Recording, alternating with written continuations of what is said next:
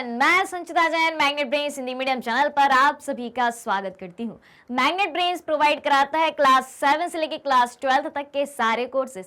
हम प्रोवाइड कराते हैं आपको क्वालिटी एजुकेशन, वो भी बिल्कुल फ्री। जी हाँ, तो आइए और जुड़िए मैग्नेट ब्रेन्स के साथ।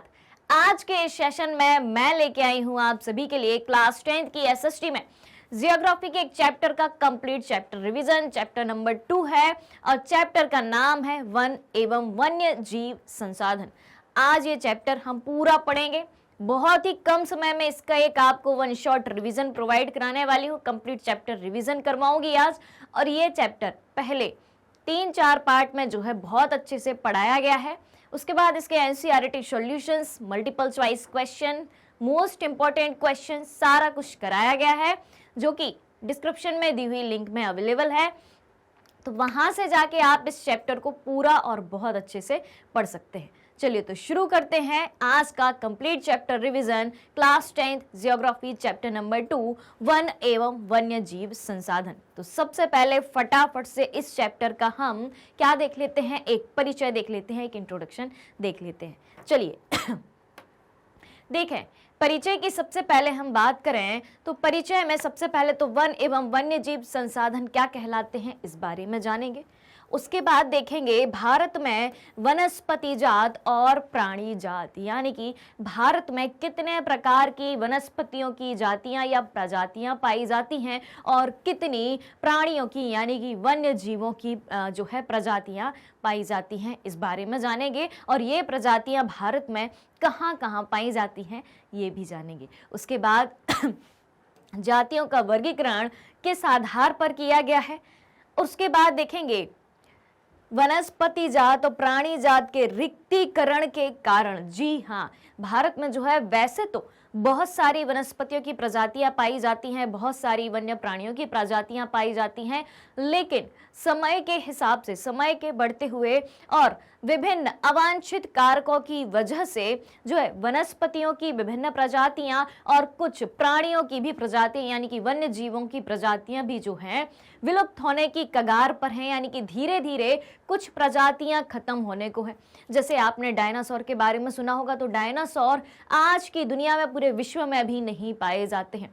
ठीक इसी तरीके से भारत में भी कुछ वनस्पतियों की प्रजातियां ऐसी हैं और कुछ जीव जंतुओं या प्राणी जगत की या वन्य जीवों की प्रजातियां कुछ ऐसी हैं जो कि धीरे धीरे विलुप्त होने की कगार पर है। विलुप्त होना यानी कि वो अब कभी भविष्य में हमें देखने को नहीं मिलेंगी, एक दो ही कहीं बहुत ही मुश्किल से, बहुत ही रेयर जो है देखने को मिल जाती हूँ। उसके बाद जानेंगे भारत में वन एवं वन्य जीवों का संरक्षण। जी हाँ, अब इतनी सारी प्रजातियां पाई जाती हैं वनस्पतियों की, प्राणियों की, ठीक है, जातियों का वर्गीकरण भी किया गया है, लेकिन किन्हीं कारणों की वजह से कुछ प्रजातियां जो है, चाहे वो वनस्पति की हो चाहे वो प्राणियों की हो, विलुप्त होने की कगार पर हैं। तो भारत में वन और वन्य जीवों का यानी कि वनों में पाई जाने वाली वनस्पति का और वनों में रहने वाले वन्य जीवों का संरक्षण किस प्रकार से किया जा सकता है और वर्तमान में किस प्रकार से किया जा रहा है और पास्ट में क्या क्या प्रयास वन और वन्य प्राणियों के संरक्षण के लिए किए गए हैं। हम अपने लेवल पे एक मानव होने के नाते क्या प्रयास कर सकते हैं, ठीक है, राष्ट्रीय अंतर्राष्ट्रीय स्तर पर कानूनी रूप से कौन कौन से प्रयास किए गए हैं इसके बारे में जानेंगे। और इसके बाद देखेंगे वन एवं वन्य जीव के प्रकार और वितरण। जी हाँ, वन और वन्य जीव के क्या क्या प्रकार हैं और किस तरीके से इनका वितरण किया गया है इस बारे में जानेंगे। उसके बाद जानेंगे हम समुदाय और वन संरक्षण के बारे में। तो ये रहा अपना वन एवं वन्य जीव संसाधनों का एक पूरा परिचय। तो परिचय के द्वारा हमें क्या जानकारी मिल जाती है? परिचय के द्वारा हमें जानकारी मिल जाती है कि इस चैप्टर में कौन कौन सी बातें हमें सीखने को मिलनी है। वैसे तो टाइटल से ही अपन को समझ में आ जाता है कि वन और वन्य जीव संसाधन यानी कि जंगलों के बारे में और जंगलों में रहने वाले जो भी प्राणी हैं उनके बारे में हमें जानकारी मिलने वाली है। लेकिन परिचय के थ्रू हमें डीप में नॉलेज मिल जाता है कि हाँ, ये सारे टॉपिक्स जो है हमें इसमें कवर करने हैं। मतलब अपने माइंड में एक फ्रेम बन जाता है कि ये चीज़ें जो है हमें कवर करनी है। तो इसलिए दो चीज़ें बहुत इंपॉर्टेंट होती हैं। एक तो होती है कौन सी, कि जब आप अपनी किताब खोलते हैं, ठीक है, उसमें इंडेक्स दिया रहता है कि कौन कौन से चैप्टर या अध्याय आपको इसमें पढ़ने हैं। तो वो आपको पता होना चाहिए, रटा होना चाहिए कि हाँ भाई ज्योग्राफी में ये चैप्टर्स हैं, हिस्ट्री में, पॉलिटी में या इकोनॉमिक्स में या XYZ किसी भी सब्जेक्ट में ये चैप्टर्स हमें पढ़ने हैं। और उसके बाद चैप्टर के अंदर का जो परिचय है, इंट्रोडक्शन है, ठीक है, चैप्टर के अंदर के टॉपिक्स भी आपको पता होने चाहिए। इससे क्या होता है, आपके दिमाग में एक फ्रेम बन जाता है कि ये सारी चीज़ें जो हैं हमें पढ़नी है और इतनी सारी चीज़ें जो हैं हमने पढ़ रखी हैं, इन नई नई इंटरेस्टिंग चीज़ों के बारे में हमें जानकारी मिलने वाली है। चलिए तो फटाफट से आज के सेशन को जल्दी से जल्दी आप सभी लाइक कर दें और ज़्यादा से ज़्यादा शेयर भी कर दें और बता दें अपने साथ में पढ़ने वाले 10th बोर्ड के सारे स्टूडेंट्स को कि अपना जो कंप्लीट चैप्टर रिवीजन है ज्योग्राफी का, चैप्टर नंबर 2 वो आ चुका है। चलिए तो शुरू किया जाए। देखें, परिचय की बात हो रही थी, ठीक है। तो हमारी पृथ्वी जो है, हमारी पृथ्वी जीवधारियों, सूक्ष्म जीवाणुओं से लेकर बैक्टीरिया, जोंक से लेकर वटवृक्ष, हाथी और ब्लू व्हेल तक का घर है। हमारी पृथ्वी जो है जीवधारियों का घर है, सूक्ष्म जीवाणुओं से लेकर बैक्टीरिया, जोंक से लेकर वटवृक्ष, इतने से जोंक से लेके वटवृक्ष यानी कि इतने बड़े बरगद का पेड़, और हाथी, ब्लू व्हेल तक का घर है, यानी कि छोटे से छोटे प्राणी से लेकर बड़े से बड़े विशाल प्राणी तक, छोटी से छोटी वनस्पति से लेकर वट वृक्ष तक यानी कि बरगद के वृक्ष तक की प्रजातियां जो हैं हमारे भारत देश में पाई जाती हैं। ये बेसिक सी बात हो गई। अब देखें आगे। हाँ जी, तो भारत में वनस्पति जात और प्राणी जात के बारे में बातें करें। भारत में वनस्पति जात और प्राणी जात, भारत जैव विविधता के संदर्भ में विश्व के सबसे समृद्ध देशों में से एक है। क्या बात कही गई है? भारत जैव विविधता के संदर्भ में, जैव विविधता यानी कि बायोडाइवर्सिटी, जैव विविधता को और क्या कहा जाता है? जैव विविधता को और बायोडाइवर्सिटी भी कहा जाता है, ठीक है। अब बायोडाइवर्सिटी या जैव विविधता कहलाती क्या है, सबसे पहले तो इस बात को जानना जरूरी है। तो जैव विविधता के बारे में, अब बायोडाइवर्सिटी के बारे में हम बात करें तो जैव विविधता यानी कि जिस क्षेत्र में कई प्रकार की प्रजातियां पाई जाती हों, चाहे वो पेड़ पौधों की प्रजातियां हों, चाहे वो वन्य जीवों की प्रजातियां हों। तो हम सभी जानते हैं कि भारत जो है जैव विविधता की दृष्टि से यानी कि बायोडाइवर्सिटी की दृष्टि से एक संपूर्ण धनी देश है। जैसा कि अपन ने पिछली स्लाइड में सीखा था कि भारत में छोटी से छोटी वनस्पति से लेके बड़ी से बड़ी वट वृक्ष तक की यानी कि छोटी सी घास से लेके बड़े वट वृक्ष यानी कि बरगद तक की प्रजातियां पाई जाती हैं, और छोटी सी जोंक से लेके बड़े बड़े हाथी तक यानी कि विशालकाय प्राणी ब्लू व्हेल तक जो है भारत में पाए जाते हैं। उसी संदर्भ में ये बात कही गई है कि भारत जो है जैव विविधता के संदर्भ में विश्व के सबसे समृद्ध है यानी कि सबसे धनी देशों में से एक है, और विश्व की सारी उपजातियों की 8% संख्या, विश्व की जितनी भी उपजातियां हैं उसकी 8% संख्या लगभग 16 लाख भारत में पाई जाती हैं। 8%, विश्व का 8% छोटा सा आंकड़ा नहीं है। आपको लग रहा होगा ये मात्र 8% लिखा है, लेकिन ऐसा नहीं है। पूरे विश्व का 8% कहाँ है? भारत में है, यानी कि लगभग 16 लाख प्रजातियां पाई जाती हैं। उसके बाद देखें, अनुमानतः भारत में 10% वन्य वनस्पति जात, अनुमानतः भारत में कितना? 10% वन्य वनस्पति जात, वन्य वनस्पति जात यानी कि वनों में पाई जाने वाली वनस्पतियों की प्रजातियां। वन्य वनस्पति जात का मतलब क्या होता है? वनों में पाई जाने वाली, वनों में पाई जाने वाली वनस्पति की प्रजातियां,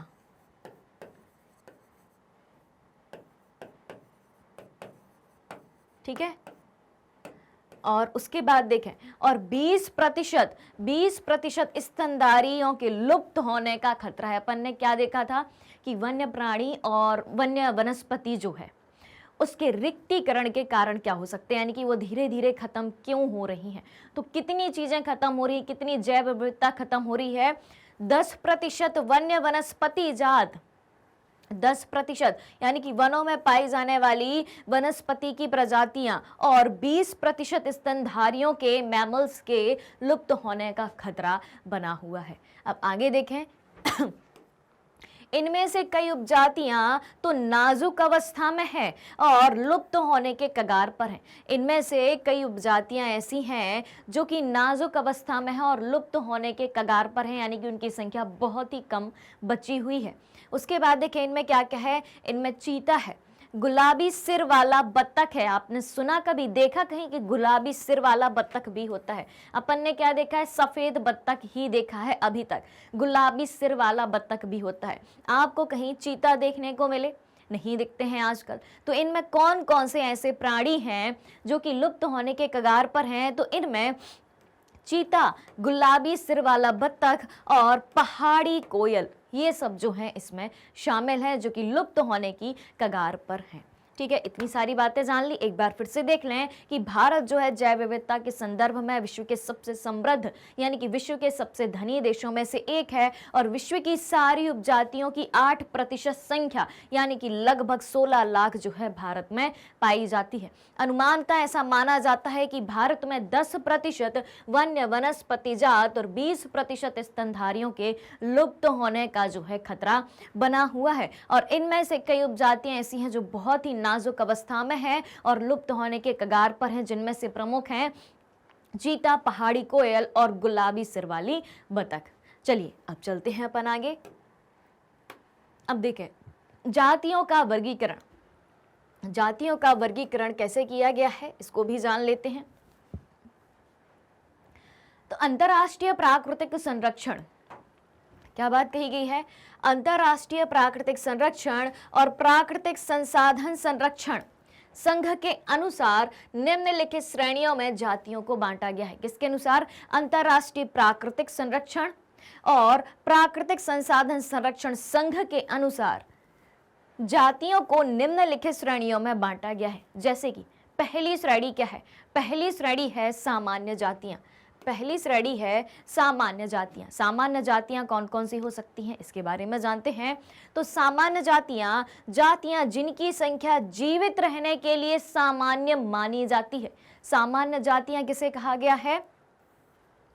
कि ऐसी जातियां जिनकी संख्या जीवित रहने के लिए सामान्य मानी जाती है, कि यानी ये प्रजातियां जो हैं, ये जातियां जो हैं भविष्य में जीवित रह सकती हैं, जैसे कि पशु, साल, चीड़ और कृंतक आदि।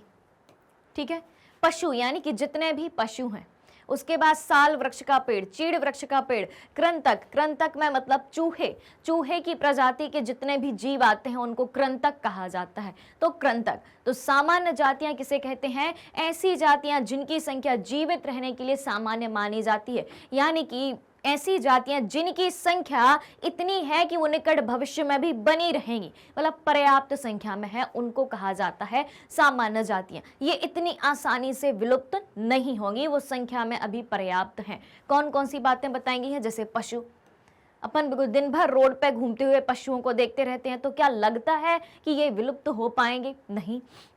साल वृक्ष के पेड़ बहुत बड़ी मात्रा में पाए जाते हैं, साल, सागौन के, टीक वृक्ष के पेड़, चीड़ के पेड़ बहुत मात्रा में अपने को देखने को मिलते हैं, कृंतक जिसमें चूहा शामिल होता है। क्या आपको लगता है कि चूहा कभी खत्म हो सकता है? चूहे की प्रजाति कभी विलुप्त हो सकती है? भाई हर घर में चूहे पाए जाते हैं, पूरी दुनिया चूहों से परेशान है। तो क्या आपको लगता है कि कृंतक प्रजाति यानी कि जैसे उदाहरण के तौर पर चूहा की प्रजाति कभी खत्म हो सकती है? नहीं। तो ऐसी जातियां हैं ये सामान्य जातियां जिनकी संख्या इतनी है, पर्याप्त है कि निकट भविष्य में इनके विलुप्त होने की संभावनाएं नहीं है। ये बात हो गई अपनी सामान्य जातियों की। उसके बाद देखें अपन, दूसरा है संकटग्रस्त जातियां। संकटग्रस्त जातियां। अब संकटग्रस्त जातियां किसे कहेंगे? तो ऐसी जातियां जिनके लुप्त होने का खतरा है। संकटग्रस्त है यानी कि वो जातियां संकट में है, लुप्त होने का यानी कि उनके खोने का डर है। कौन सी हो सकती है? जैसे कि काला हिरण। काला हिरण बहुत ही कम मात्रा में आपको देखने को मिलेंगे। मगरमच्छ, जी हाँ, मगरमच्छ भी बहुत ही रेयर, कहीं कहीं ही एक दो पाए जाते हैं। भारतीय जंगली गधा, भारतीय जंगली गधा, क्या आपने देखा इन तीनों में से किसी को? मगरमच्छ तो फिर भी आपने कहीं देखा होगा, लेकिन आसानी से हर तालाब में नहीं पाए जाते, हर नदी में नहीं पाए जाते, है ना। अगर हर नदी हर तालाब में पाए जाते तो वहां जाने से लोग डरते कि भाई वहां पे मगरमच्छ है, वहां मत जाओ, वो अपन को ही खा जाएगा। यानी कि कम मात्रा में है। अगर आपको देखने को नहीं मिल रहे हर जगह, पानी के जितने भी प्राकृतिक स्रोत हैं अगर वहां पे देखने को नहीं मिलते हैं, यानी कि वो संख्या में कम है। तो काला हिरण हो कभी देखने को नहीं मिलता, मतलब बहुत ही रेयर, एक दो जगह ही है। मगरमच्छ या भारतीय जंगली गधा, ये सब क्या है, संख्या में इतनी कम है कि संकटग्रस्त जातियां हैं कि आगे इनके विलुप्त होने का खतरा जो है बना हुआ है। तो दो जातियों के बारे में पढ़ लिया अपन ने, जातियों के वर्गीकरण के बारे में। एक अपनी हो गई सामान्य जाति और एक हो गई अपनी संकटग्रस्त जाति, ठीक है।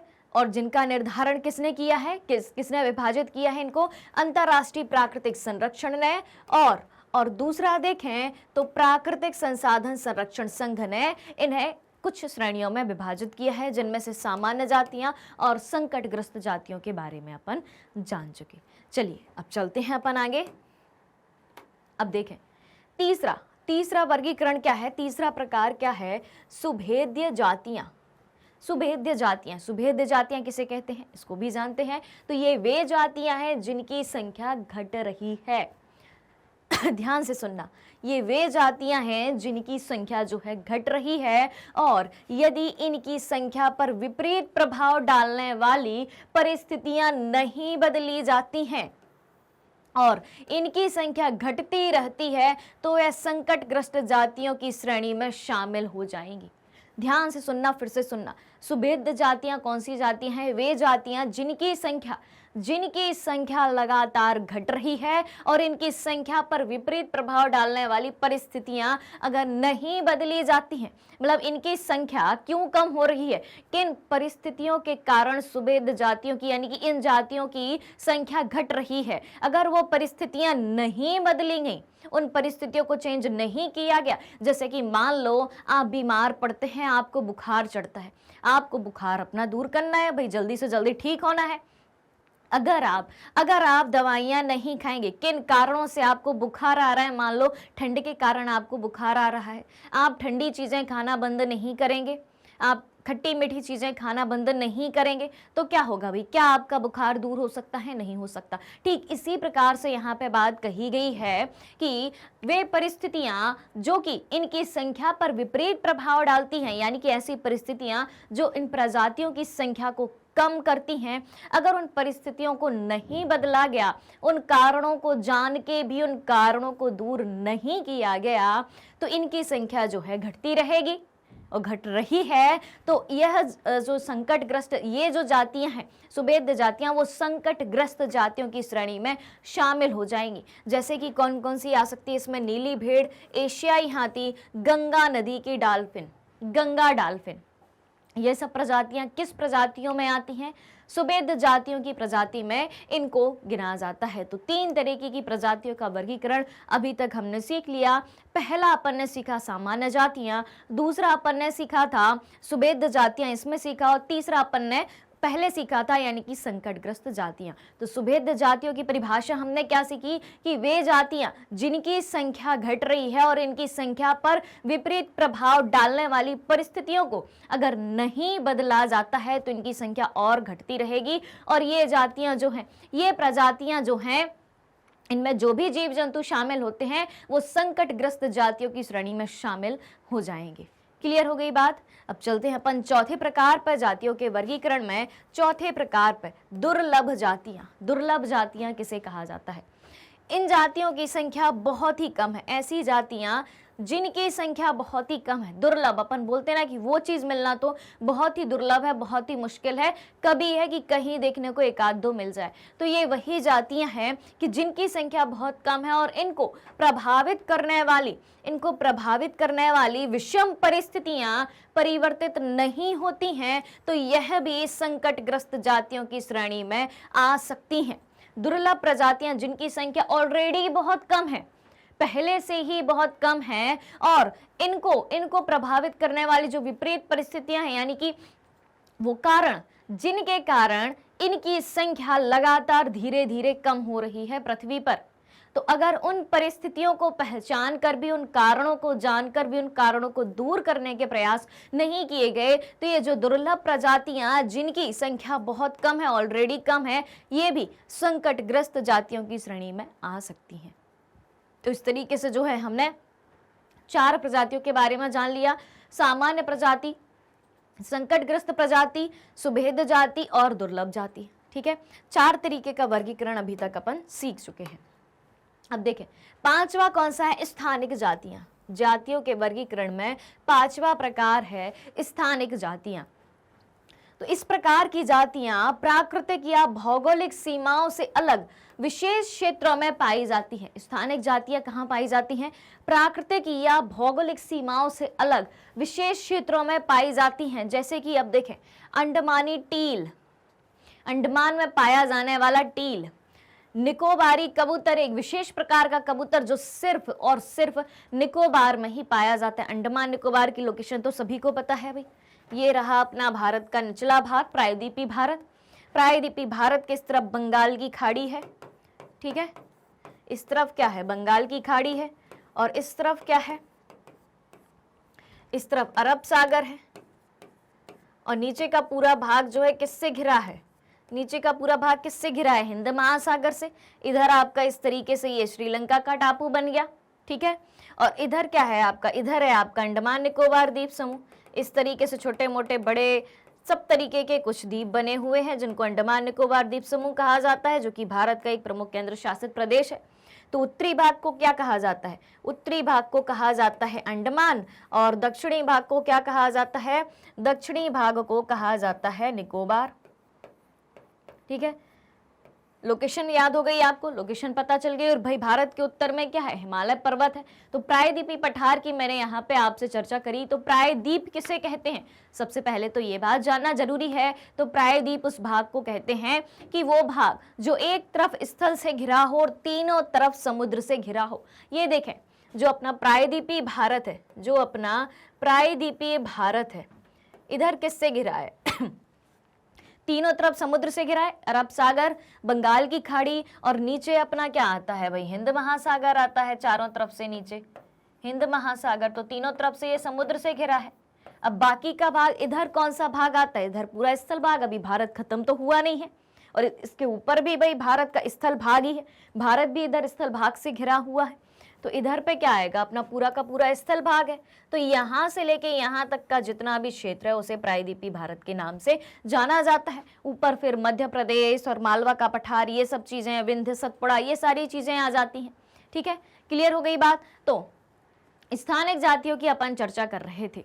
तो इस प्रकार की जातियां प्राकृतिक या भौगोलिक सीमा से अलग विशेष क्षेत्रों में पाई जाती हैं, जैसे कि अंडमानी टील, अंडमान में पाया जाने वाला टील, इधर पाया जाएगा अंडमानी टील। इधर है भाई निकोबारी कबूतर, जो सिर्फ और सिर्फ निकोबार में ही पाया जाएगा, एक विशेष कबूतर जो कि सिर्फ निकोबार में ही पाया जाता है। अंडमान के दक्षिण में सिर्फ निकोबार में ही पाया जाएगा। उसके बाद अंडमानी जंगली सुअर, अंडमान में पाया जाने वाला जंगली सुअर जो सिर्फ और सिर्फ अंडमान में ही पाया जाएगा। और अरुणाचल के मिथुन, जो कि सिर्फ और सिर्फ अरुणाचल में ही पाया जाएगा। यानी कि ये प्रजातियां हर जगह नहीं पाई जाती, सिर्फ एक विशेष क्षेत्र में ही पाई जाती हैं। और सिर्फ उस एक विशेष क्षेत्र में ही क्यों पाई जाती हैं, क्योंकि ये प्रजातियां सिर्फ और सिर्फ वहीं की जलवायु के लिए ही अनुकूल होती हैं। यानी कि वहीं की जलवायु इनके लिए अनुकूल होती है, वहीं वो अनुकूलन कर पाती हैं। ठीक है, वहीं वो जीवित रह पाती हैं, सिर्फ और सिर्फ उसी माहौल में रह पाती हैं। इसलिए इनको एक विशेष प्रजाति यानी कि स्थानिक जातियां कहा गया है। स्थान विशेष में ही हमेशा वहीं निवास करती हैं। आपको इन प्रजातियों को देखना है तो आपको उन्हीं जगहों पर जाना पड़ेगा, क्योंकि दूसरी जगह ये प्रजातियां जो है आपको देखने को नहीं मिलेंगी। अगला वर्गीकरण है, 6वां प्रकार है लुप्त जातियां। लुप्त जातियां ये वे जातियां हैं जो इनके रहने के आवासों में खोज करने पर अनुपस्थित पाई गई हैं। लुप्त प्रजातियां खत्म ही हो चुकी हैं। जहां इनका पहले निवास स्थल था, जहां ये प्रजातियां निवास करती थी, वहां देखने पर पाया गया कि अब ये प्रजातियां वहां भी नहीं हैं। जैसे कि एशियाई चीता, गुलाबी सिर वाली बतख, ये सब क्या है? ये सब कभी आपने देखे? कि एशियाई चीते को देखा होगा, चीता ही देखने को नहीं मिलते। हाँ भाई, चीता, बाघ, तेंदुआ और शेर, ये चारों चीजें अलग होती हैं। ठीक है, पहली बात तो ये है। तो आपका होमवर्क क्या है? आपका होमवर्क ये है कि जिसको आप जो है चीता, बाघ, शेर और तेंदुआ अक्सर एक ही समझ लेते, शेर को तो फिर भी अलग रख लेते हैं, लेकिन अक्सर बाकी तीन को अपन एक ही समझ लेते हैं। ये चारों अलग अलग चीजें हैं, चारों बिल्कुल डिफरेंट चीजें हैं। तो होमवर्क ये है कि इन चारों के बारे में आपको स्टडी करनी है, नेट पे खोजना है कि कौन सी चीज कैसी दिखती है और किस प्रजाति के अंतर्गत इनको रखा गया है। क्लियर हो गई बात? चलिए, तो लुप्त जातियां कौन सी हैं? ये वे जातियां हैं जिनके रहने के आवासों में खोज करने पर अनुपस्थित पाई गई। जहां इनका निवास स्थल था, परमानेंट जहां ये रहती थी, वहां भी अब ये नहीं पाई जाती हैं, तो इनको लुप्त जातियां कहा जाता है। लुप्त यानी कि खो जाना, गुम जाना। ठीक है, तो इनमें कौन कौन से शामिल हैं? एशियाई चीता है और गुलाबी सिर वाली बतख है। ठीक है, अब चलते हैं अपन आगे। तो अपनी जो है जातियों का वर्गीकरण कंप्लीट हो चुका है। अब अपन आते हैं वनस्पति जात और प्राणी जात के रिक्तीकरण के कारण क्या है। अपन ने देखा 6 प्रकार की प्रजातियों के बारे में अपन ने जाना। तो कई सारी प्रजातियां ऐसी हैं कि जो विलुप्त हो गई, संकटग्रस्त हैं, धीरे धीरे खत्म हो रही हैं। तो उनके रिक्तीकरण यानी कि उनके खाली होने का या उनके खत्म होने के क्या कारण है? चाहे वो वनस्पति हो, चाहे वो प्राणी हो, जीव जंतु हो, वन्य प्राणी हो, वन्य वनस्पति हो, उनके रिक्तीकरण के कारण क्या हो सकते हैं? उनके विलुप्त होने के, उनके खत्म होने के क्या कारण हो सकते हैं? उन पर संकट क्यों है, उसके कारण क्या हो सकते हैं? तो देखें, मनुष्य प्रकृति को संसाधनों में परिवर्तित कर वनों तथा वन्य जीवन से प्रत्यक्ष या परोक्ष रूप से लकड़ी, छाल, पत्ते, रबर, दवाइयां, भोजन, ईंधन, चारा, खाद इत्यादि प्राप्त करता है, जिससे वन और वन्य जीवन को नुकसान पहुंचाया है। भाई, अपनी आवश्यकताओं की पूर्ति कहाँ से होती है? अगर सही मायनों में पूछा जाए अपनी आवश्यकता की पूर्ति कहाँ से होती है, तो प्रकृति से होती है। अब आप कहेंगे कि नहीं, हर चीज प्रकृति में नहीं मिलती। तो भाई साहब, हर चीज प्रकृति में मिलती है। प्रकृति से जो रॉ मटेरियल प्राप्त होता है, उसी से चीजें बनके आपके हाथों तक आती हैं और आप उन चीजों को कंज्यूम करते हैं, उन चीजों का यूज करते हैं, या उन चीजों को एज अ कंज्यूमर कंज्यूम करते हैं, या उपभोक्ता की तरह उन चीजों का उपभोग करते हैं। जितनी भी चीजें आप यूज कर रहे हैं वर्तमान में, सारी की सारी प्रकृति में प्राकृतिक रूप से पाई जाती हैं। उसी कच्चे माल को, जो प्रकृति द्वारा प्राप्त कच्चा माल है, उसी कच्चे माल को उपयोग करके उद्योगों द्वारा एक उत्पाद, एक प्रोडक्ट बनाया जाता है और वो फिर आप तक आता है।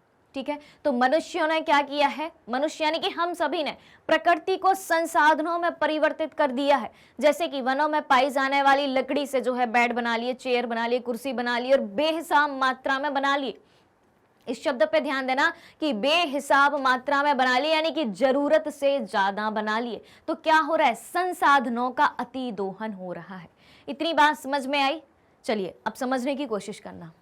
तो देखें, हमने प्रत्यक्ष या परोक्ष रूप से यानी कि डायरेक्टली और इनडायरेक्टली लकड़ी, छाल, पत्ते, रबड़, दवाइयां, भोजन, ईंधन, चारा यानी कि जितनी भी आपकी आवश्यकता की चीजें हैं, जितनी भी आपकी बेसिक नीड्स की चीजें हैं, उन सभी को किनसे प्राप्त किया? जंगलों से प्राप्त किया। और जंगलों से ही प्राप्त होनी है सारी चीजें, प्रकृति से ही प्राप्त होनी है। लेकिन बात ये आती है कि आप हर एक संसाधन का सीमित उपयोग करें। जैसे कि आप जो है कुछ भी चीज है, जैसे कि आप खाते हैं, अगर आप उसको अनलिमिटेड खाते हैं तो वो चीज आपको नुकसान करेगी कि नहीं करेगी? आपके शरीर को नुकसान करेगी। ठीक वैसे ही प्रकृति से अगर आप कोई भी चीज जो है अनलिमिटेड मात्रा में ले रहे हैं तो उससे नुकसान किसको होने वाला है? प्रकृति को होने वाला है, यानी कि वो चीज प्रकृति से धीरे धीरे खत्म हो जाएगी। और क्या सिर्फ एक ही इंसान उसको अत्यधिक मात्रा में यूज कर रहा है? ऐसा तो नहीं है। सभी, इतनी सारी जनसंख्या है, भारत की जनसंख्या ही 140 करोड़ हो चुकी है। कितनी हो चुकी है? भारत जो है जनसंख्या के मामले में विश्व पर पहले स्थान पर आ चुका है। अब भारत की 140 करोड़ जनसंख्या जो है असीमित मात्रा में प्राकृतिक संसाधनों का दोहन करेगी तो क्या रहेगा भाई?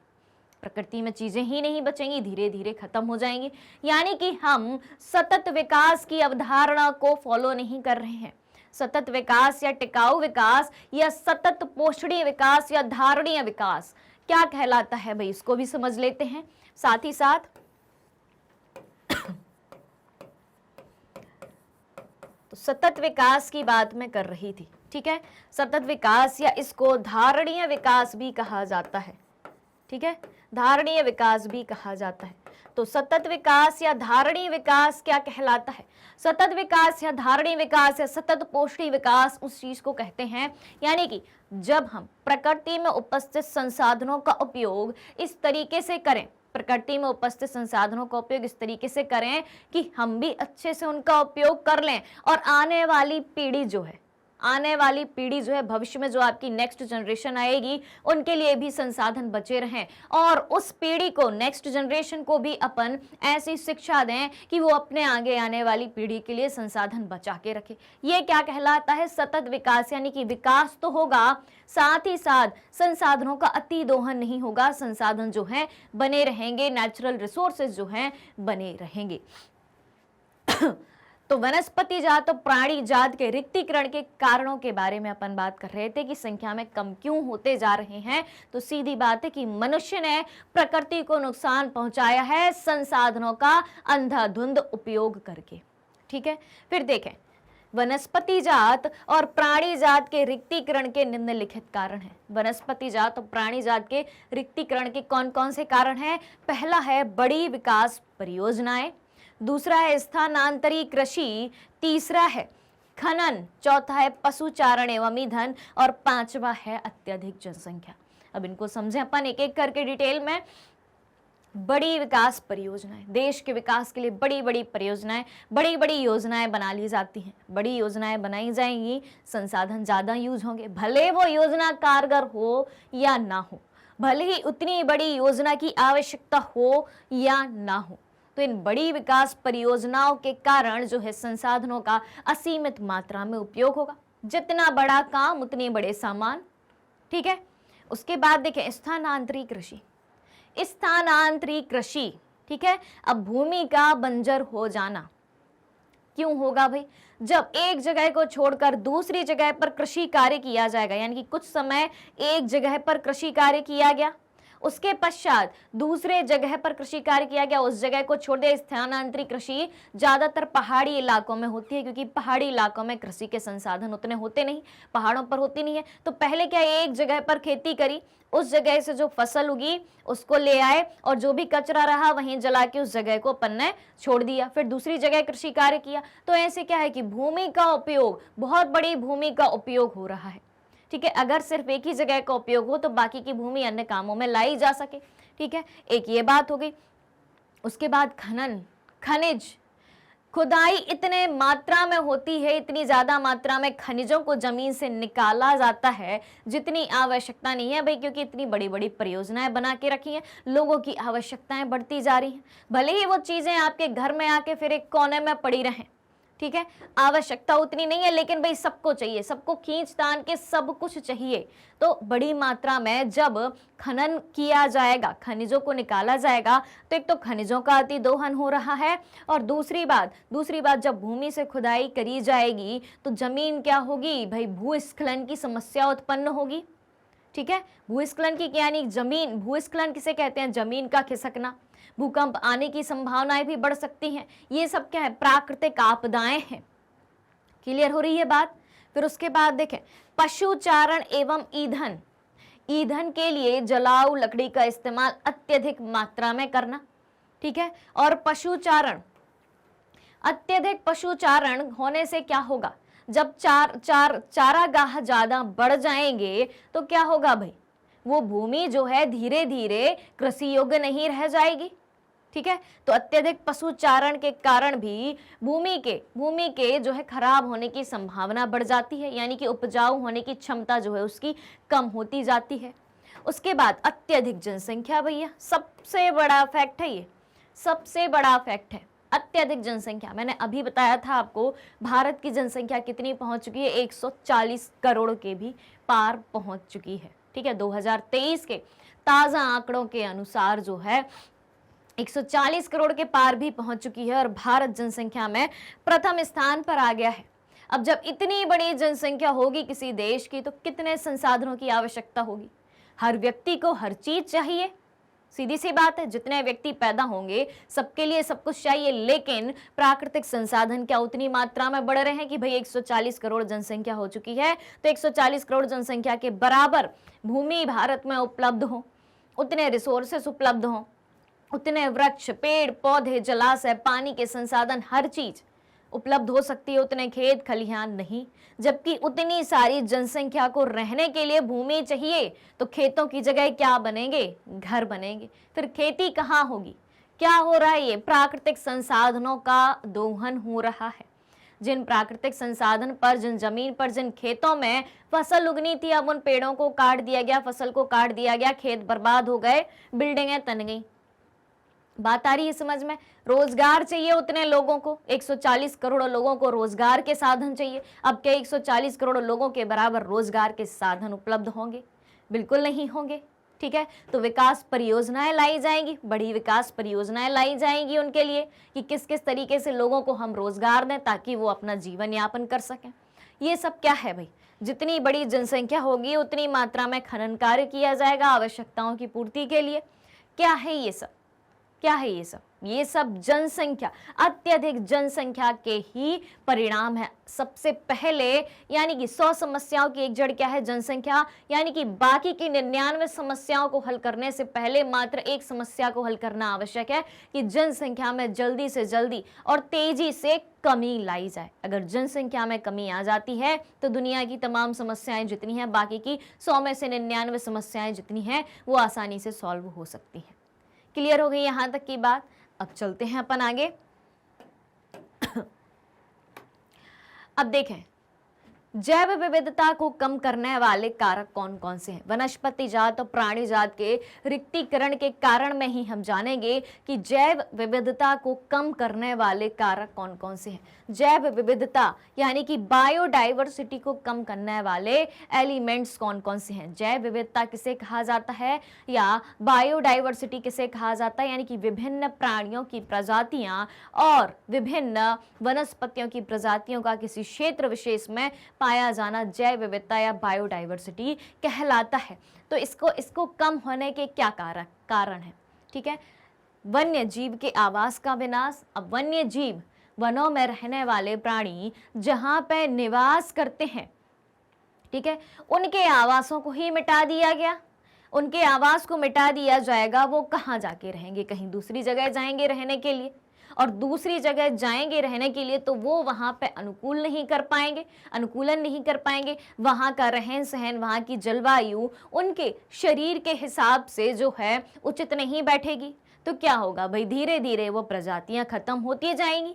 ठीक है, तो अगर वन्य जीवों के आवास को नष्ट किया जाता है तो उससे क्या होगा, वन्य जीवों के आवास को नष्ट होने से वे दूसरी जगह रहने के लिए जाएंगे और दूसरी जगह वो वहाँ की जलवायु के अनुसार, वहाँ के क्लाइमेट के अनुसार, वहाँ के मौसम के अनुसार खुद को ढाल नहीं पाएंगे। तो क्या होगा, धीरे धीरे वो खत्म होते जाएंगे और दूसरी जगह जाएंगे तो दूसरे लोग उन प्रजातियों से परिचित नहीं होंगे, डर जाएंगे, खतरे में रहेंगे, तो वो उनको मारने की सोचेंगे। तो क्या होगा, धीरे धीरे प्रजातियां मरती जाएंगी और लुप्त होती जाएंगी। इससे क्या है भाई, जैव विविधता को खतरा है, यानी कि वन्य प्राणियां खत्म होगी, वन्य प्राणियां जो है खत्म होंगे, वन्य जीवों की प्रजातियां जो है खत्म होगी। उसके बाद देखें जंगली जानवरों को मारना व आकेटन। क्या बात कही गई है, जंगली जानवरों को मारना और आखेटन। इसमें अपन क्या सीख सकते हैं भाई, आखेटन का मतलब होता है शिकार। क्या मतलब होता है आखेटन का? आखेटन का मतलब होता है भाई साहब शिकार। शिकार करना, कई लोगों का शौक होता है शिकार करना और शिकार करके उन प्राणियों को खा जाना, है ना। तो जंगली जानवरों को मार दो और उनका जो है शिकार कर दो, तो इससे क्या होगा भाई, वो तो मर रहे हैं, आप खुद मार रहे हो, खुद की मौत नहीं मर रहे वो। ठीक है, अन्य परिस्थितियां उसके लिए जिम्मेदार नहीं है, आप मनुष्य स्वयं जिम्मेदार है कि अपने शौक के लिए उनका शिकार किया और उनका उपयोग कर लिया। दुनिया में इतनी सारी चीजें मौजूद हैं खाने के लिए, मनोरंजन के लिए, लेकिन वन्य प्राणियों को ही क्यों टारगेट बनाना खुद के मनोरंजन के लिए, खुद के भोजन के लिए? गलत है ये तो जंगली जानवरों को मारना और शिकार, जिसके कारण जैव विविधता कम हो रही है, वन्य प्राणी कम हो रहे हैं। पर्यावरणीय प्रदूषण, पर्यावरणीय प्रदूषण, जी हाँ, पर्यावरणीय प्रदूषण भी कई सारे भागों में बांटा गया है। जैसे कि देखें, अब सबसे पहले तो भाई प्रदूषण क्या होता है, बताइए प्रदूषण क्या होता है? बहुत ही आसान सा सवाल है, फटाफट से कमेंट करके बताइए मुझे कि प्रदूषण क्या होता है। जल्दी बताइए प्रदूषण क्या होता है। कौन कौन से प्रदूषण के बारे में आपने अभी तक पढ़ा है, कौन कौन से प्रदूषण के बारे में जो है आप अभी तक जानते हैं? तो प्रदूषण क्या है कि पर्यावरण में जब अवांछनीय कारक उत्पन्न हो जाते हैं, मिल जाते हैं, विषैले तत्व मिल जाते हैं जो कि पर्यावरण को हानि पहुंचाते हैं, पर्यावरण को नुकसान पहुंचाते हैं, उन्हें पर्यावरण प्रदूषण, उसके माध्यम से जो प्रदूषण होता है उसे पर्यावरणीय प्रदूषण कहते हैं। पर्यावरणीय प्रदूषण जो है वो भी कई प्रकार का हो सकता है। जैसे कि सबसे पहले अपन देखें वायु प्रदूषण, ठीक है। दूसरा अपना कौन सा हो सकता है? मृदा प्रदूषण, वायु प्रदूषण हो गया, मृदा प्रदूषण हो गया। तीसरा अपना हो सकता है जल प्रदूषण। चौथा अपना हो सकता है ध्वनि प्रदूषण।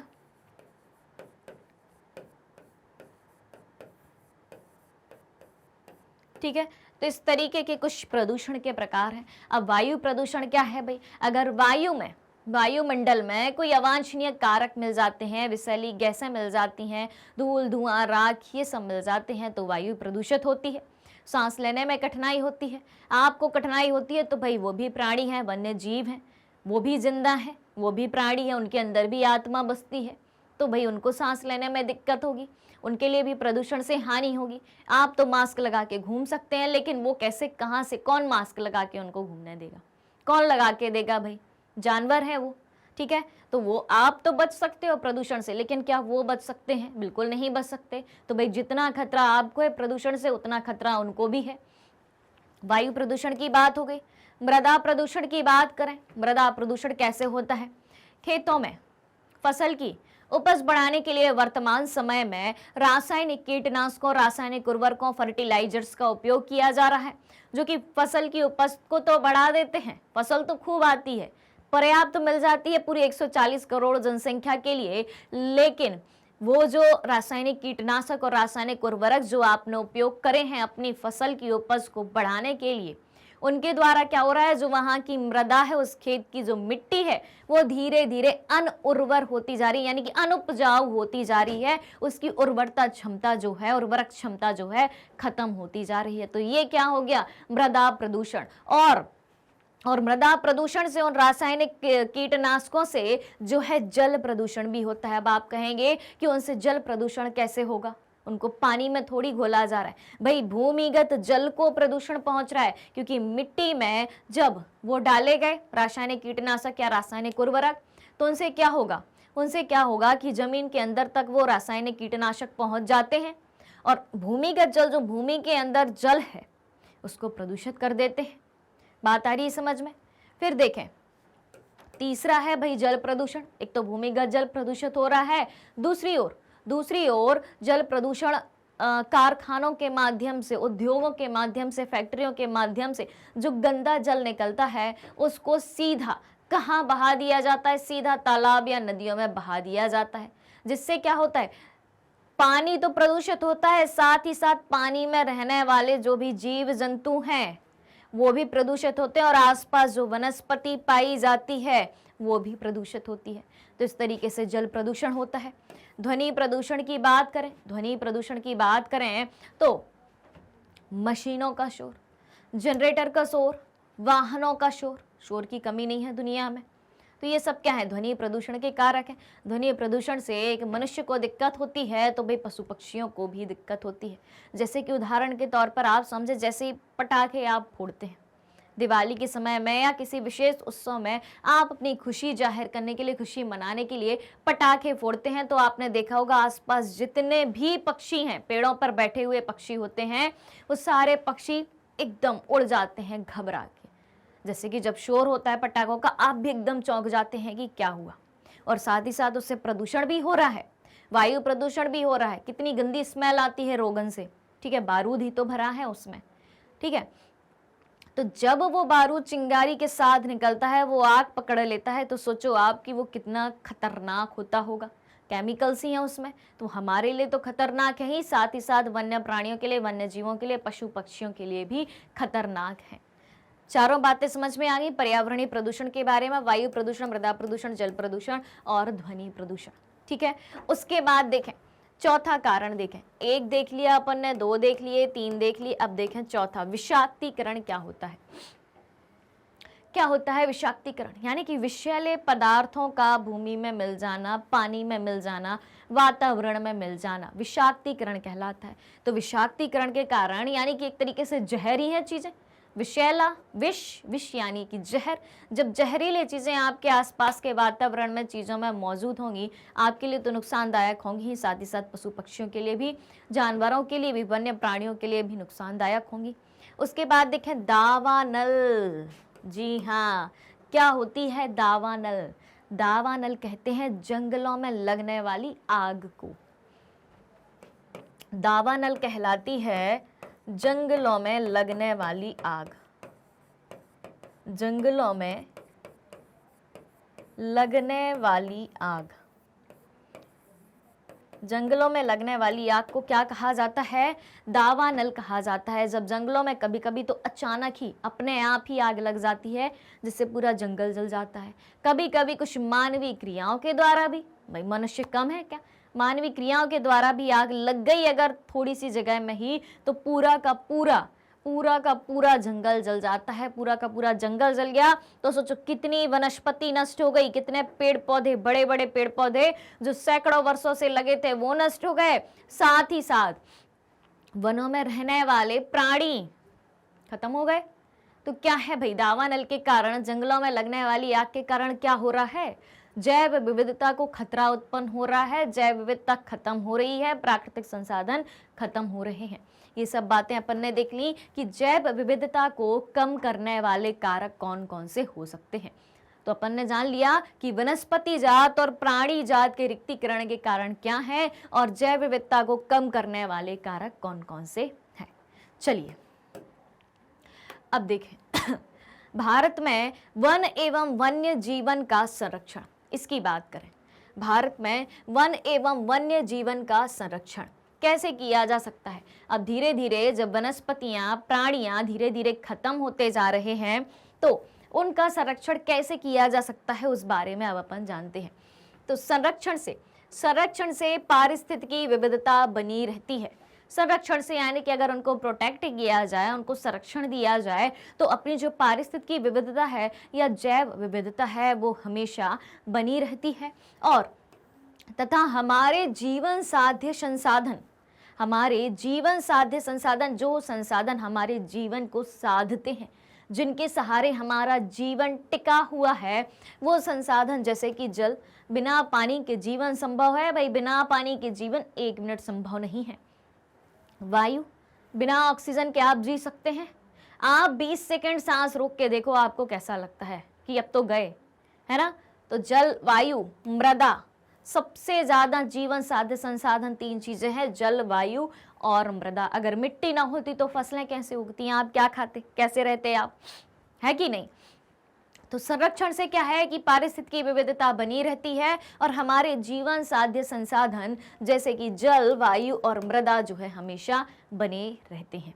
ठीक है अब देखें भाई, पर्यावरण संरक्षकों ने राष्ट्रीय वन्यजीव सुरक्षा कार्यक्रम की पुरजोर मांग पर, किन्ने? पर्यावरण संरक्षकों ने, यानी कि जो पर्यावरण को संरक्षण करने वाले लोग हैं भाई, जो दोहन करने वाले लोग हैं वो अलग हैं, लेकिन भाई बचाने वाले लोग भी हैं। तो पर्यावरण संरक्षक जो हैं उन्होंने राष्ट्रीय वन्यजीव सुरक्षा कार्यक्रम की पुरजोर मांग पर भारतीय वन्यजीव रक्षण अधिनियम 1972 में लागू किया था।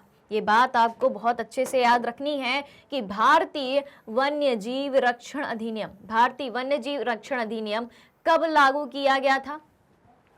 भारतीय वन्य जीव रक्षण अधिनियम 1972 में लागू किया गया था, जिसमें वन्य जीवों के आवास रक्षण के अनेक प्रावधान थे। कानूनी रूप से काम किया गया है। किसके द्वारा किया गया है? पर्यावरण संरक्षकों ने राष्ट्रीय वन्य जीव सुरक्षा कार्यक्रम की पुरजोर मांग पर भारतीय वन्य जीव रक्षण अधिनियम 1972 में लागू किया, जिसमें वन्य जीवों के आवास रक्षण के जो है अनेक प्रावधान थे। वन्य जीवों के आवास की सुरक्षा कैसे करी जाए। अब देखें इस कार्यक्रम का उद्देश्य क्या है। इस कार्यक्रम का उद्देश्य क्या है? बची हुई संकटग्रस्त जातियों का बचाव। ऐसी संकटग्रस्त जातियां जो थोड़ी बहुत बची हैं, तो बची हुई संकटग्रस्त जातियों के बचाव, शिकार प्रतिबंधन, शिकार पर प्रतिबंध लगाया जाए, जातियों के, प्रजातियों के, वन्य जीवों के, वन्य जीव आवासों का कानूनी रक्षण किया जाए। वन्य जीवों के जो आवास है उनका कानूनी रक्षण किया जाए। अब वन्य जीवों के आवासों का कानूनी रक्षण कैसे? जैसे कि राष्ट्रीय उद्यान बनाए गए हैं, वन्य जीव अभयारण्य बनाए गए हैं, ये सब क्या है? कानूनी रूप से बनाए गए हैं। इन्हें संरक्षित क्षेत्र कहा जाता है। तो इस कार्यक्रम का उद्देश्य क्या था? बची हुई संकटग्रस्त जातियों के बचाव, शिकार प्रतिबंधन, वन्य जीव आवासों का कानूनी रक्षण तथा जंगली जीवों के व्यापार पर जो है रोक लगाना था। उद्देश्य आ गया समझ में? अब बढ़े आगे, देखें। हाँ जी, फिर देखें केंद्रीय सरकार यानी कि सेंट्रल गवर्नमेंट और कई राज्य सरकारों ने, केंद्रीय सरकार और कई राज्य सरकारों ने राष्ट्रीय उद्यान और वन्य जीव पशु विहार भी स्थापित करे हैं। केंद्र सरकार और राज्य सरकारों ने क्या स्थापित करे हैं? अभी मैंने आपको बताया था, एक तो राष्ट्रीय उद्यान यानी कि नेशनल पार्क स्थापित किए हैं, ठीक है, नेशनल पार्क स्थापित किए हैं, और उसके अलावा वन्य जीव पशु विहार या वन्य जीव अभयारण्य भी स्थापित करे हैं। ये सब क्या है? सरकारी रूप से किए गए प्रयास हैं, केंद्र सरकार, राज्य सरकार के द्वारा। राष्ट्रीय उद्यान जैसे कि अपन मध्य प्रदेश की बात करें, कान्हा किसली राष्ट्रीय उद्यान है, माधव राष्ट्रीय उद्यान है, सतपुड़ा राष्ट्रीय उद्यान, संजय राष्ट्रीय उद्यान है, ठीक है। उत्तर प्रदेश की बात करें, दुधवा राष्ट्रीय उद्यान है, जम्मू कश्मीर की बात करें, दचिगाम राष्ट्रीय उद्यान है, कई सारे राष्ट्रीय उद्यान है। जिम कॉर्बेट राष्ट्रीय उद्यान जो कि भारत का पहला था, 1935 में बना था, जिसे हेली नेशनल पार्क के नाम से भी जाना जाता था। ये सारे क्या है? सरकार द्वारा बनाए गए राष्ट्रीय उद्यान, यानी कि वन्य प्राणियों के संरक्षण के लिए किए गए इंतजाम, बनाए गए कानून, ठीक है। फिर देखें केंद्रीय सरकार ने कई परियोजनाओं की भी घोषणा की। केंद्र सरकार ने जो है कई परियोजनाओं की घोषणा भी की, जिसका उद्देश्य क्या था? जिनका उद्देश्य गंभीर खतरे में पड़े कुछ विशेष वन प्राणियों को रक्षण प्रदान करना था। जो प्राणी गंभीर खतरे में है उनको सुरक्षा प्रदान करना, उनकी रक्षा करना। और इन प्राणियों में बाघ, एक सींग वाला गैंडा, कश्मीरी हिरण और आवास तथा हंगुल, तीन प्रकार के मगरमच्छ जैसे कि स्वच्छ जल मगरमच्छ, स्वच्छ जल में रहने वाले मगरमच्छ, लवणीय जल मगरमच्छ जो लवणीय जल, नमकीन जल में रहने वाले मगरमच्छ हैं, और घड़ियाल, एशियाई शेर और अन्य प्राणी शामिल हैं, ठीक है। तो कुछ विशेष वन्य प्राणियों को रक्षा प्रदान करना इनका उद्देश्य था। और वो कुछ विशेष वन्य प्राणी कौन कौन से हैं? जैसे कि कश्मीरी हिरण, एक सींग वाला गैंडा, बाघ, हंगुल, तीन प्रकार के मगरमच्छों में स्वच्छ जल मगरमच्छ, लवणीय जल मगरमच्छ, घड़ियाल, एशियाई शेर और अन्य प्राणी जो है इसमें शामिल हैं। क्लियर हो गई बात? अब देखें आगे। अब देखें 1973 की बात करें, प्रयास ही चल रहे हैं अभी कि वन्य प्राणियों के संरक्षण के लिए पास्ट में, भूतकाल में कौन कौन से प्रयास किए गए थे सरकार के द्वारा। तो 1973 में भारत सरकार ने बाघों के संरक्षण के लिए प्रोजेक्ट टाइगर की शुरुआत की थी, ठीक है। सबसे इंपॉर्टेंट बात है ये, सबसे इंपॉर्टेंट बात है आज की, सीधा पूछा जा सकता है प्रोजेक्ट टाइगर या इसे बाघ परियोजना भी कहा जाता है। क्या कहा जाता है? बाघ परियोजना भी कहा जाता है। बाघ परियोजना तो कब शुरू हुई थी बाघ परियोजना? 1973 में प्रोजेक्ट टाइगर जो है शुरू की गई, जिसका उद्देश्य क्या था? बाघ जैसे संकटग्रस्त जाति को बचाना था। स्पेशली बाघ को बचाने के लिए अलग से एक प्रोजेक्ट बनाया गया, जिसे प्रोजेक्ट टाइगर या बाघ परियोजना कहा जाता है, जो कि कब शुरू की गई थी? 1973 में शुरू की गई थी। ये डेट आपको याद रखनी ही है। फिर देखें, ये भी याद रखना है भाई, ये भी जरूरी है। वन्य जीवन अधिनियम 1980, क्या बात कही गई है? वन्य जीवन अधिनियम 1980 और 1986 के तहत, वन्य जीवन अधिनियम 1980 और 1986 के तहत सैकड़ों तितलियों, पतंगों, भृंगों और एक ड्रैगन फ्लाई को भी संरक्षित जातियों में शामिल किया गया है। वन्य जीवन अधिनियम 1980 और 86 के तहत इन कुछ विशेष जातियों को जो है संरक्षण में शामिल किया गया कि इनको भी संरक्षित करना है, जैसे कि तितली, पतंग, भृंग और ड्रैगन फ्लाई। ठीक है। उसके बाद देखें 1991 में पौधों की भी 6 जातियां पहली बार इस सूची में रखी गई थी। पौधों की 6 जातियां भी संरक्षित प्रजातियों की सूची में इनको ऐड किया गया कि इन पौधों की 6 जातियों को, पौधों की इन 6 जातियों को जो है संरक्षण प्रदान करना है। 1991 में ये बात भी कही गई थी। अब देखें भारत में अधिकतर वन और वन्य जीव संसाधनों के प्रकार और वितरण की बात कही जा रही है। तो भारत में अधिकतर वन और वन्य जीवन या तो प्रत्यक्ष रूप में सरकार के अधिकार क्षेत्र में है या वन विभाग अथवा अन्य वन्य विभागों के जरिए सरकार के प्रबंधन में है। क्या बात कही गई है? भारत में अधिकतर वन और वन्य जीवन जो है या तो प्रत्यक्ष रूप में सरकार के अधिकार क्षेत्र में है या वन विभाग अथवा अन्य विभागों के जरिए सरकार के प्रबंधन में है। ठीक है। और वनों को किन कैटेगरी में बांटा गया है? जिसके जरिए सरकार के द्वारा उनको संरक्षण प्रदान किया गया है, उसकी भी अपन कैटेगरी देख लेते हैं। जैसे कि यहाँ पे देखें, सबसे पहले अपन ने क्या बात करी कि भारत में अधिकतर वन और वन्य जीवन या तो प्रत्यक्ष रूप में सरकार के अधिकार क्षेत्र में है या वन विभाग अथवा वन्य विभागों के जरिए सरकार के प्रबंधन में है, सरकार उनका मैनेजमेंट करती है। उनको भी कई सारी कैटेगरीज में जो है बांटा गया है, उसके बारे में भी अपन जानते हैं। तो देखें सबसे पहले आरक्षित वन। देखें आरक्षित वन क्या है? आरक्षित वन क्या है? तो वन और वन्य प्राणियों के संरक्षण में किसके? अपन को 2 का संरक्षण करना है, वन और वन्य प्राणियों का। तो वन और वन्य प्राणियों के संरक्षण में आरक्षित वनों को, ध्यान रखना, आरक्षित वनों को जो है सर्वाधिक मूल्यवान माना जाता है। जितने भी आरक्षित वन हैं उनको सबसे ज्यादा मूल्यवान माना जाता है। और देश में आधे से अधिक वन क्षेत्र जो है आरक्षित वन घोषित करे गए हैं। दूसरा प्रकार कौन सा है भाई? रक्षित वन।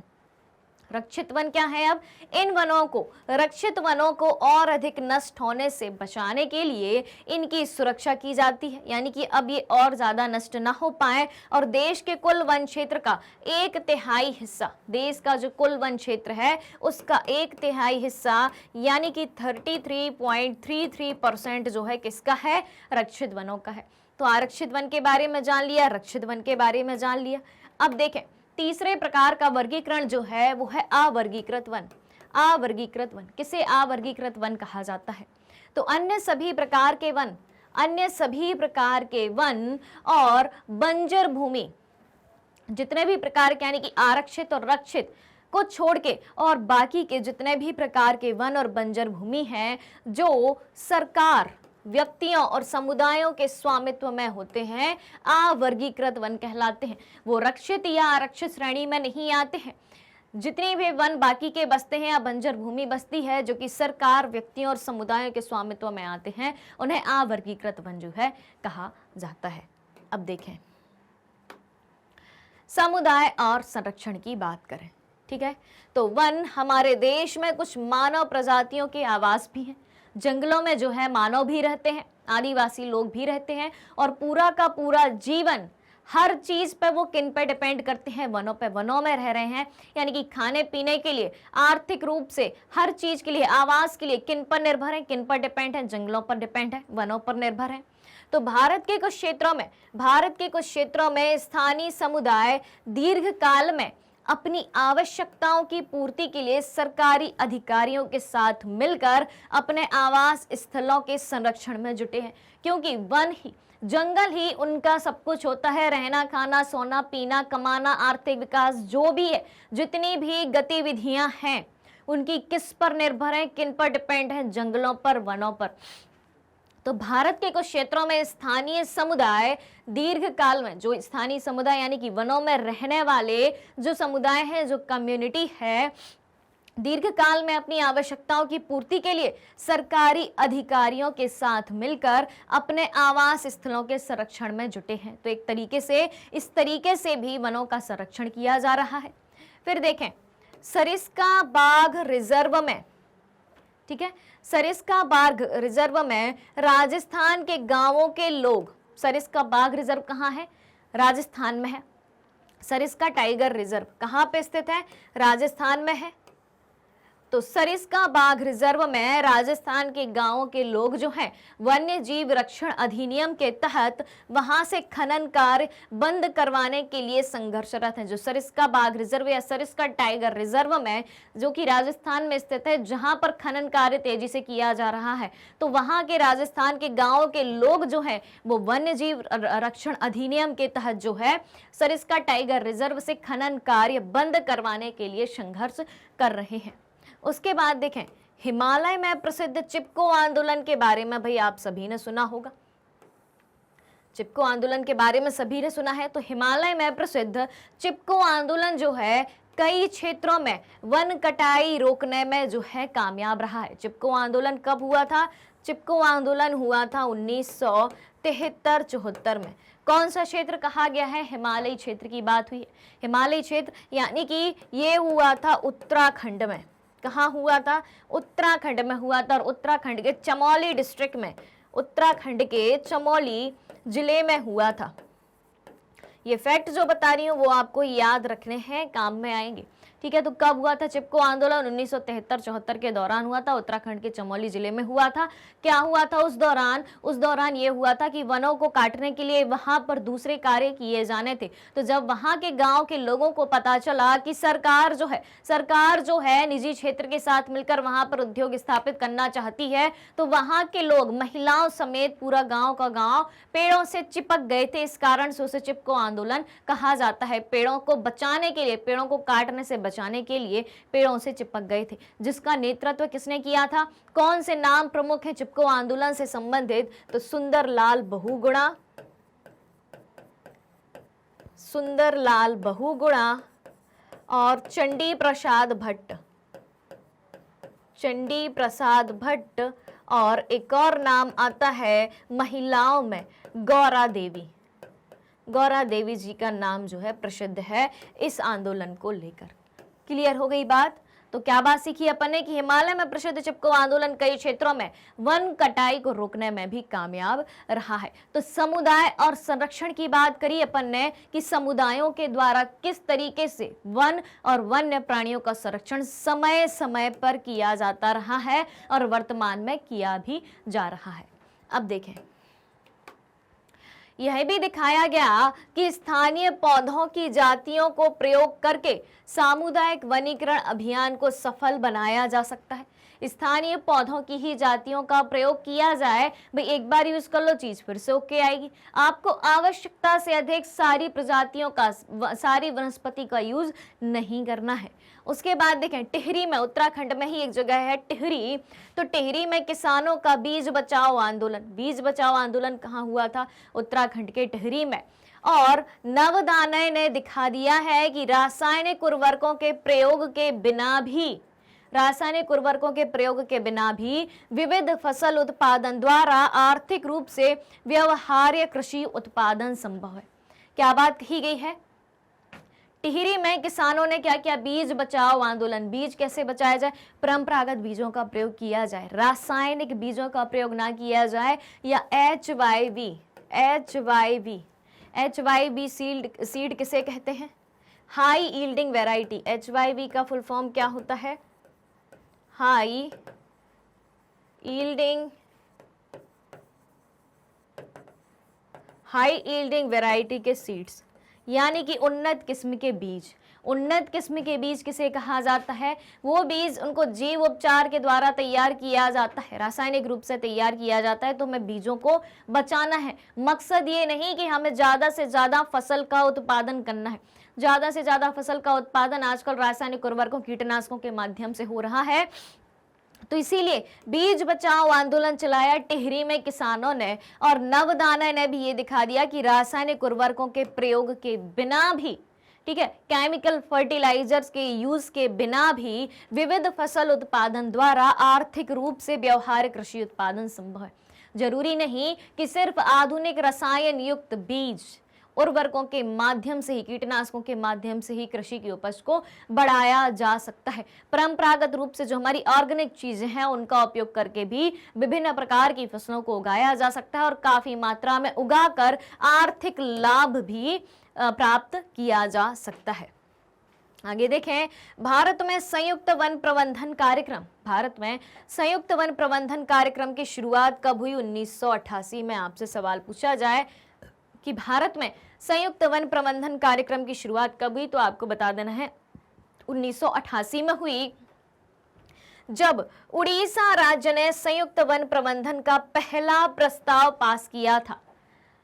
इसके अंतर्गत क्षरित वनों के बचाव के लिए कार्य किया गया। जिन वनों का क्षरण हो रहा है उन वनों के बचाव के लिए कार्य किया गया, और गांव के स्तर पर संस्थाएं बनाई जाती हैं जिसमें ग्रामीण और वन विभाग के अधिकारी संयुक्त रूप से काम करते हैं। गांव के एरिया में जो भी वन है, जंगल है, उनको बचाना है, वनस्पति को बचाना है, तो गांव के लोग मिलकर और वन विभाग के अधिकारी मिलकर एक समिति का निर्माण करते हैं और दोनों मिलजुल कर काम करते हैं और वन्य जीव संसाधन जो हैं, वन्य प्राणी संसाधन है या वनस्पति संसाधन है, उनको बचाने का प्रयास करते हैं। इस तरीके से सामुदायिक रूप से भी संरक्षण संभव है, यानी कि आपकी और हमारी आवाज के साथ, आपकी और हमारी हिम्मत के साथ, आपके और हमारे प्रयासों के साथ भी संरक्षण जो है संभव है। क्योंकि दोहन कौन कर रहा है? प्राकृतिक संसाधनों का ज्यादा से ज्यादा आप और हम मनुष्य ही कर रहे हैं। प्राणी तो जो जीव जंतु हैं, जंगली जानवर हैं, वो तो नहीं कर रहे। अपन उनके संसाधनों को नष्ट कर रहे हैं और उनको भी खतरा उत्पन्न कर रहे हैं और उनको भी मार रहे हैं। तो ये गलत कौन कर रहा? चारों तरफ से गलत एक मनुष्य ही कर रहा है। क्लियर हो गई बात यहां तक की सारी? तो ये जो अपना सेशन है यहीं पे खत्म होता है। आज अपन ने वन्य जीव, वन और वनस्पति के बारे में, इनके संरक्षण के बारे में जाना। काफ़ी सारी चीज़ें जानी कि संरक्षण क्या होता है, कितने प्रकार की वनस्पतियां भारत में वर्तमान में मौजूद हैं, कितने प्रकार की प्रजातियां वन्य प्राणियों की मौजूद हैं। इतनी सारी चीज़ें जानी और उसके बाद इनको किस तरीके से खतरा है, इन प्रजातियों का वर्गीकरण अपन ने 6 आधार पर वर्गीकरण भी पढ़ा, 6 प्रकार का वर्गीकरण पड़ा। उसके बाद संकटग्रस्त जातियों के लिए कारण क्या क्या है। जो संकटग्रस्त प्रजातियां हैं, चाहे वनस्पति की हो चाहे वन्य प्राणियों की हो, उनके लिए कौन कौन से कारण हैं, जैव विविधता को खतरा किन किन कारणों से है और इन कारणों को कैसे दूर किया जा सकता है, इन सब के बारे में जाना। उसके बाद कानूनी रूप से क्या प्रयास किए गए, सामुदायिक रूप से किस तरीके से संरक्षण किया गया, इन सब के बारे में जाना। साथ ही साथ आरक्षित वन, रक्षित वन और अवर्गीकृत वनों के रूप में अपन ने 3 प्रकार की कैटेगरी को भी जाना। तो आज का ये सेशन जो है वो यहीं पर खत्म होता है। इस चैप्टर का क्लास 10th की सामाजिक विज्ञान के भूगोल के चैप्टर 2 का कंप्लीट रिवीजन जो है कंप्लीट हो चुका है। कंप्लीट चैप्टर रिवीजन खत्म हो चुका है। 1 शॉट रिवीजन अपन ने कर लिया है। तो अगर आप डेली के हमारे लाइव सेशन और रिकॉर्डेड सेशन से जुड़ना चाहते हैं तो ये सारी चीज़ें जो आपको मैग्नेट ब्रेन्स के यूट्यूब चैनल, वेबसाइट और एप्लीकेशन पर आसानी से मिल जाएंगी। आप डेली ज्वाइन कर सकते हैं। इसके अलावा अगर आप ई बुक्स और ई नोट्स भी चाहते हैं तो डिस्क्रिप्शन में नीचे लिंक दी हुई है, वहाँ से दोनों चीज़ें अवेल कर सकते हैं। इसके अलावा हमारे पास कुछ टॉप कोर्सेज भी हैं, जैसे कि CBSE English medium, CBSE Hindi medium, 3 state board को भी हम कवर करते हैं, यूपी बोर्ड, बिहार बोर्ड और एमपी बोर्ड। इसके अलावा spoken English, CVT, NTS, olympiad जैसे कोर्सेज भी एक ही सिंगल प्लेटफॉर्म पर, जी हाँ, एक ही सिंगल प्लेटफॉर्म पर हाई क्वालिटी एजुकेशन के साथ में एकदम फ्री में उपलब्ध हैं। और ये सारे कोर्सेस एक ही प्लेटफॉर्म पर एकदम फ्री है, ये बात आपको याद रखनी है। और मैग्नेट ब्रेन्स यूट्यूब के अलावा अदर सोशल मीडिया प्लेटफॉर्म पर भी उपलब्ध है, जैसे कि फेसबुक, इंस्टाग्राम, ट्विटर और टेलीग्राम। तो आप हमें यहाँ भी फॉलो कर सकते हैं और यहाँ से भी सारी अपडेट्स को प्राप्त कर सकते हैं। तो आज के सेशन को आप सभी को ज़्यादा से ज़्यादा लाइक करना है, ज़्यादा से ज़्यादा शेयर करना है और चैनल से जुड़ी सारी अपडेट को जानने के लिए चैनल को सब्सक्राइब भी करना है। तो हमारे साथ बने रहिए, जुड़े रहिए, पढ़ते रहिए, खुश रहिए। Thank you so much.